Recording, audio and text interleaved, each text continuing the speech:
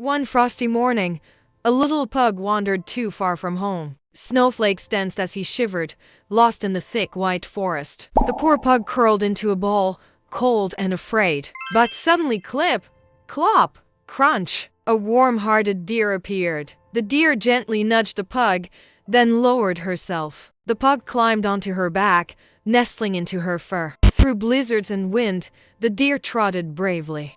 She leapt over icy streams and pushed through snowy branches. At last, they reached a cozy wooden cabin with light glowing. A kind man opened the door, gasping with joy. "You found him," he cried, hugging the pug close. The deer stood quietly, proud and peaceful in the snow. The pug barked softly a thank you to his hero, and off the deer walked, disappearing into the woods. A silent guardian of the winter forest. Enjoying this? Tap subscribe, it keeps me going.